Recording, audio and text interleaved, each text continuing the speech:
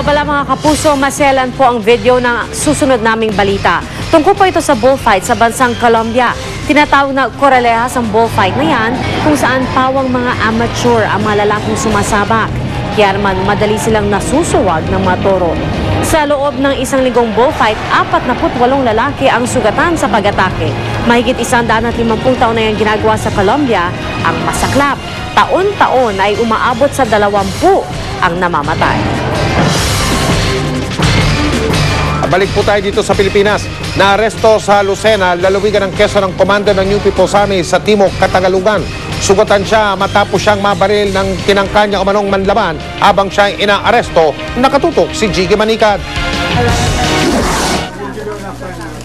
Nangihina at nakaiga sa stretcher si Tirso Cabart Alcantara, isang mataas na opisyal ng New People's Army sa Timog, Katagalugan, nang iharap siya sa media kanina sa Viluna Hospital. Ayon sa militar, wanted si Cabart at ang close-in security niya na si Apolonio IV alias Poli sa bisa ng 23 arrest warrant para sa iba't ibang krimen tulad ng robbery, murder, frustrated murder at kidnapping. Naaresto sila kagabi sa barangay Ibabang Iyam sa Lucena, Quezon ng AFP Southern Luzon Command at Quezon Provincial Police. Pero nang bumunot si Cabart ng baril, doon siya nabaril ng mga otoridad. Isang putok lang naman at saka sigawan lang, yun lang. Wala na ako ibang narinig kasi mahirap naman lumapit doon sa kasi baka madamay pa eh.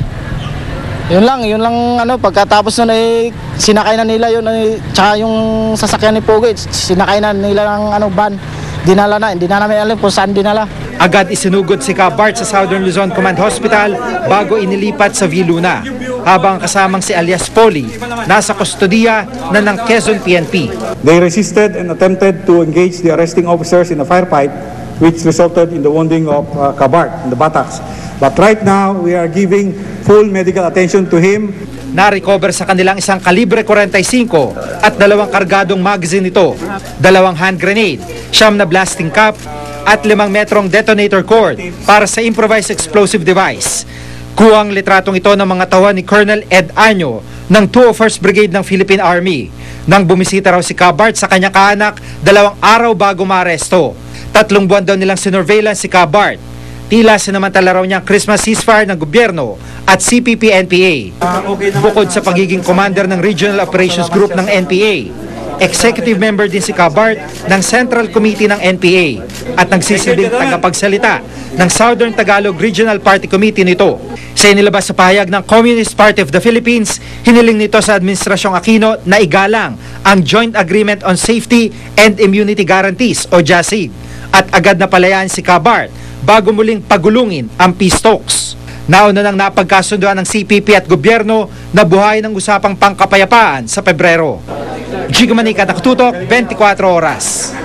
At kaugnay sa hinihingi na yon ng CPP na palayain si Tirso Cabart Alcantara, sinabi po ni Undersecretary Alex Padilla, ang punong negosyador ng panig ng gobyerno, na kukumpirmahin daw muna nila kung sakop ng tinatawag na Joint Agreement in Safety and Immunity Guarantees o JASIG si Cabart.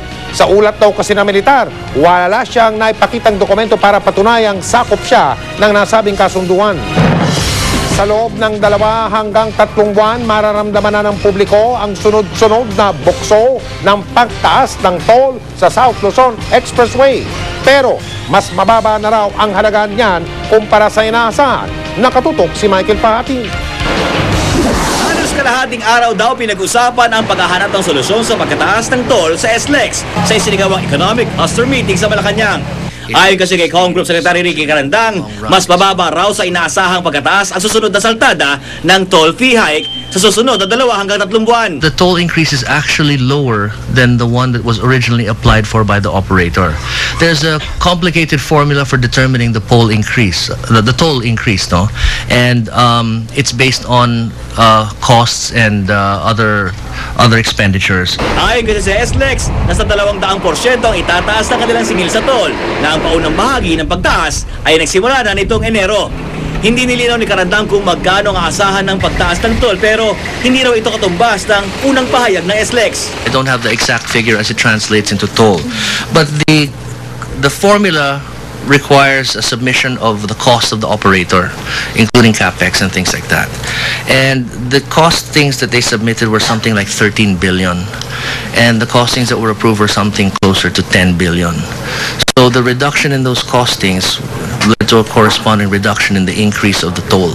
Hindi raw uubra na pigilan ang pagtaas ng toll fee sa SLEX pagkat kailangan igalang ng gobyerno ang mga obligasyon at kontrata sa mga kumpanya.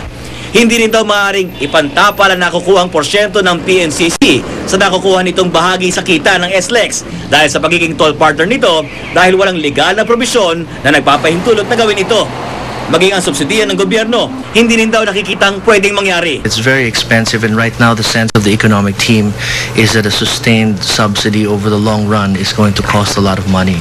Pero naghahanap raw ng paraan ng Malacanang para maipababa pa ang singil sa toll. Michael Bahati, nakatutok, 24 oras.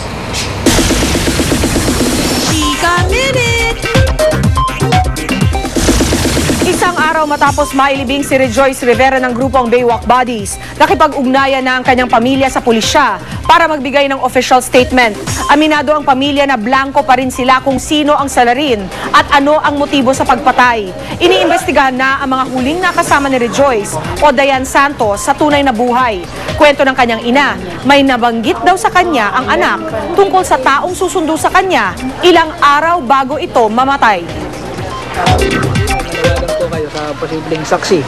Sa mga nakakita, sana sabihin nila ang totoo kung ano talaga ang nangyari para naman masolve na itong kaso ito. Kasi nahihirapan din naman kami. First time na magkakasama sa pelikula ang nalilink na sina Richard Gutierrez at Solen Yusaf. Ito rin ang first movie ni Solen. Ang tanong, handa kaya si Solen sa kissing scene nila ni Richard? Alamin yan sa chika ni Aubrey Carampel. Nasubukan for the first time ang on-screen chemistry ng Survivor Philippines Celebrity Showdown host na si Richard Gutierrez at Survivor castaway na si Solen Yusaf sa pinakabagong pelikula ng GMA Films at Regal Entertainment na may Valentine Girls. Si Solen kahit baguhan sa showbiz at first time na gumawa ng pelikula ay komportable na raw agad dahil si Richard ang kanyang kapareha. Kasi if it was someone else, baka I'll be even more shy. And you know, like, I need the comfort. So, parang we know each other na, so there's no weirdness when, like, we do eye contact like that. Walang, like, "Uy," you know. So, I'm super happy. He's my first love team. She picks it up really fast. She's having fun. Yung importante, nag-enjoy at gusto niyang matuto. So, mabilis siya natututo. At relax lang siya. And so far, very good siya. Enjoy nga raw ang paggawa ni Solen ng kanyang kauna-unahang pelikula. Game na game nga ang binansagang diwata ng kagubatan ng Survivor Philippines sa kanyang eksena kasama ang maaamong dolphins ng karagatan. Nakigulo pa ang kapuso child wonder na si Jillian Ward. Handa na rin kaya si Solen sa kanyang first ever on-screen kiss with Richard? Are you nervous? No. Not at all. Talaga? Hindi talaga? No. I'm very French. Mag-best friends ang characters ni na Richard at Solen, kaya parang natural na lang ang kanilang acting dahil matagal na raw silang magkaibigan. Magkasama nga raw sila sa Boracay nung New Year. We were able to hang out for a few days. Sa pelikula, mai-inlove raw si Richard kay Solen. Mangyari rin kaya ito sa tunay na buhay? Basta our goal is to give justice to our characters in the movie. Tingnan natin kung same yung ending, sa happy ending. Aubrey Carampel, updated sa Showbiz Happening. Happy raw si Heart Evangelista sa nakabonding niya ang pamilya ng boyfriend na si Daniel Matsunaga nung bumisita sila dito sa Pilipinas. Ngayon pa lang, pinaplano na ni Heart at Daniel na sila naman ang magbakasyon sa Brazil. Makichika kay Lars Santiago. Very happy. Kakaiba ang hamon ng Dwarfina kay Heart Evangelista. Marami kasi siyang eksena rito na wala siyang kaharap na artista dahil bukod na kinukuna ng mga eksena niya bilang maliit na taong si Dwarfina. Excited ako nagampanan si Dwarfina sa show kasi sobrang ang cute-cute ng story niya. Tsaka ang cute-cute ng concept ng show. Handang-handa na sa pagsabak sa trabaho si Heart. Nakapag-enjoy na raw kasi siya nitong nakaraang Christmas season kasama ang boyfriend niyang si Daniel Matsunaga. Ang nagpasaya ng husto sa dalaga ay ang pagkakilala niya sa pamilya ni Daniel na dumating sa bansa mula sa Brazil. They're very, very nice. I've never met people like that in my life. Para lang silang mga anghel lahat. Sobrang bait nila, sobrang simple, but you know, we're just so happy and luto sila ng luto para sa akin. So, saya. Kung pinatikim ng pamilya ni Daniel si Hart ng masarap na Brazilian food, Filipino food naman ang natikman ng mga Matsunaga mula kay Hart. I've brought food to them. Paborito nila lumpia Shanghai, tsaka crispy pata. Yun yung mga paborito nila, tsaka adobo, of course.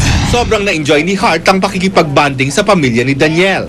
Kasama nga rin daw siya ng kasintahan sa paghahatid sa pamilya nito sa Macau, kung saan sila sumakay pa uwi ng Brazil bago magbagong taon. Kaya naman ang plano nila ni Daniel ay magbakasyon naman sa Brazil pagkatapos ng Dwarfina. Siguro 2 weeks, hopefully, kasi 2 weeks na lang naman yung time na pwede akong umalis. Pero it doesn't matter what we do. I'm sure it'll be fun, diba? So, yun, I'm looking forward to that. Lars Santiago, updated sa Showbiz sa Penang. Yan ang mga hottest chika sa showbiz. Tutok ulit bukas. Ako po si Pia Guanyo. Mike? Salamat, Pia.